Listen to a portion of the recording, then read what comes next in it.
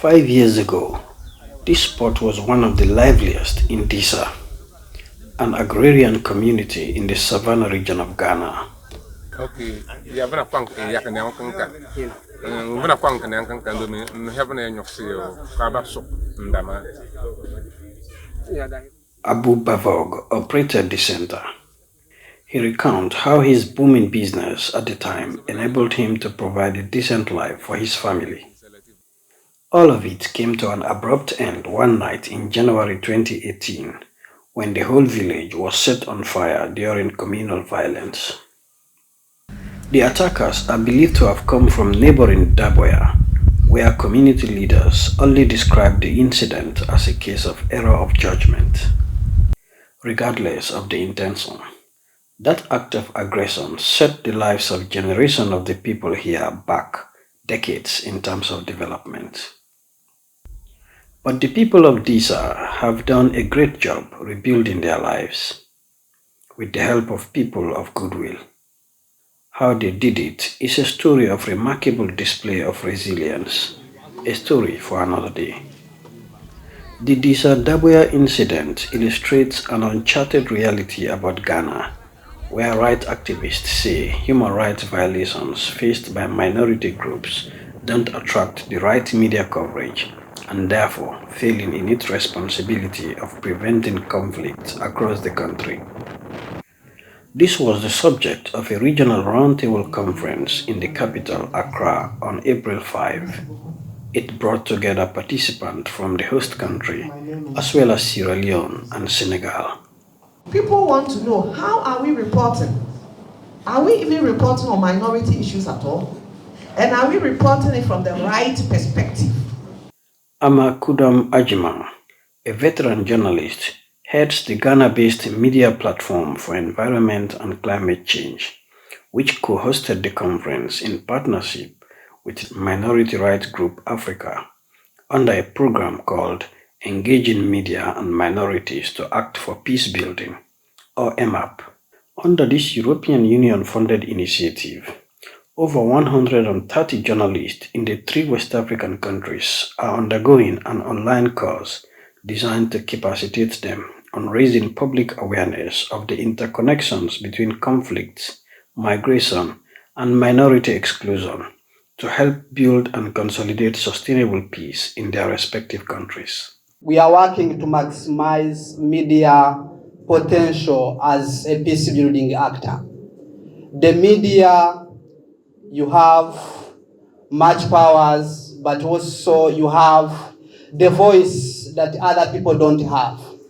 And that's why you want to use the media to work and ensure that we protect the rights of the minorities, but also we amplify their voices to be able to speak for themselves. Prior to the conference, 10 of the participating journalists embarked on a field trip to selected Ghanaian communities that host such minority groups, including Disa.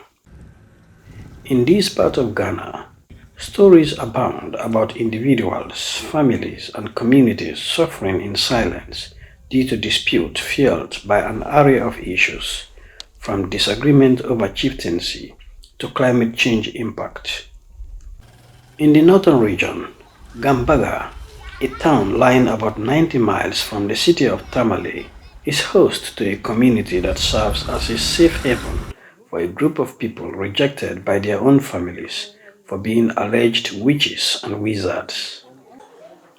These mostly women inmates of the so-called Gambaga witches camp are simply victims of deep-rooted cultural and traditional beliefs that defy every aspect of common sense and conventional laws. They were banished for offenses that include simply appearing in someone's dream. Some escaped attempted public lynching by people that include their own close relatives. This woman was beaten by her own son who accused her of bewitching him. This other woman was thrown into a river to die. She miraculously survived, but she became blind. Many others have unfortunately lost their lives to mobs of people they once lived with as a family. When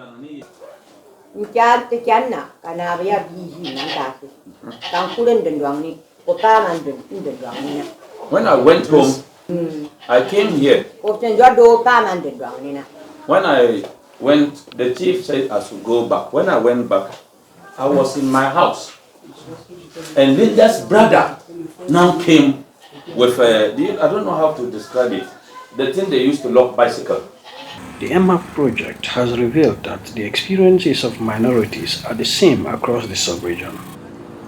An activist said the main causes revolve around issues of tradition, which is held to a very high esteem in this part of the world. But Professor Amin Al-Hassan, Director General of the Ghana Broadcasting Corporation, believes that economic inequalities also play a role, as illustrated by the Disa-Dabaya conflict. He said that at the heart of all the conflict is also a common factor: lack of communication. Anywhere media is absent, conflict will arise. The Accra Roundtable was one of the activities under the EMAP project, which, among others, was meant to encourage conversation on issues at stake among journalists, civil society activists, academia, and representatives of minority groups. The implementers say the idea is to create a platform for dialogue and collaboration to ensure that minority views are heard and understood. Professor Al-Hassan's in-depth presentation highlighted how inclusive journalism was missing in today's media landscape in the region, which he stresses as the antidote for the many issues confronting minority communities which contribute to the conflict around them. Our job is to change the frame. We know the problem, don't we? The next move is to move away from the problem definition to asking ourselves, how can we change? And one of the things we do every day is framing. Framing. We frame. That's what journalists do. Our job is to frame. The stakes are no less for minority communities in other countries like Sierra Leone, where the media is equally culpable, according to Dr. Francis Soa, coordinator of the Media Reform Coordinating Group, a partner in the EMAP project. When the Media Reform Coordinating Group in Sierra Leone, MRCG, was first approached to work on this project, it took us some time to understand and to realize the fact that there had been a dearth of reportage on such issues. And to a very large extent, the way we have reported on minority rights issues, they are mostly when events occur. So if there's an event on minority rights, we'll cover them. Now, it dawned on me that there was no conscious and deliberate attempt and effort to report on minority rights issues. Our approach to reporting on minority rights issues has been mostly episodic, reporting on issues and events. The semantic approach, looking at the theme itself and reporting on it, at least from the Sierra Leone experience, I can tell you, we have been lagging behind. Journalist Mohamed Kelfala Sise has an all too familiar experience dealing with discrimination as a member of a minority community, people living with albinism.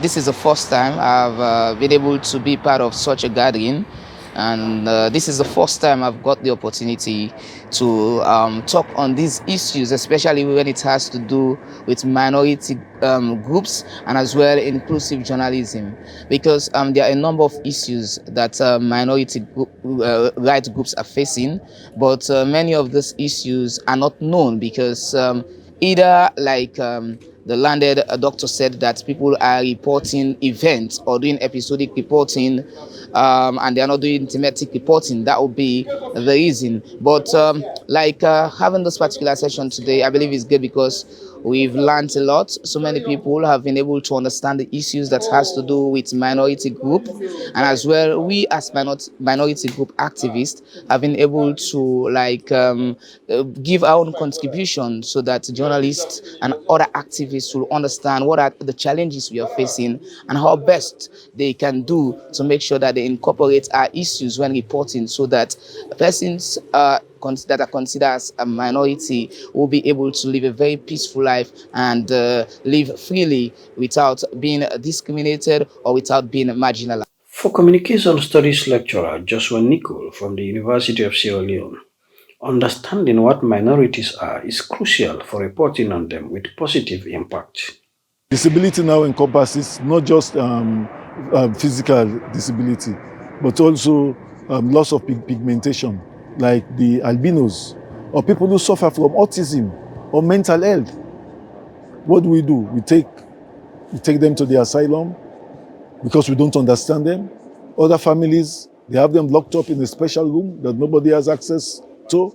They're just giving food and all the rest of it. We behave as if they don't exist when they are with us in our family. We also ensure that we explore the possibility of bridging the gap, looking for common ground where similarities exist. We exploit the similarities in order to bridge the gap, rather than we reporting on the issue as it is. Because in fact, the type of words that we use at times when we report conflict, we cause the conflict to escalate. We use words that do touch the heart emotionally. And when that happens, people react emotionally on impulse. Ghanaian journalist and activist Francis Ameibo agrees, stressing that the role of the media in addressing festering issues affecting minorities is sacrosanct. The media is a very powerful weapon that we all acknowledge. Now we are confronted with a situation where we have people we are classifying as minority group. And minority group is not a position, a permanent position. Media practitioners, you move out of your media house, you can become a minority group. So now that we have the power to change the narratives, we must begin to extend our microphone to the minority group. Media, we are powerful, and we must use the power to change.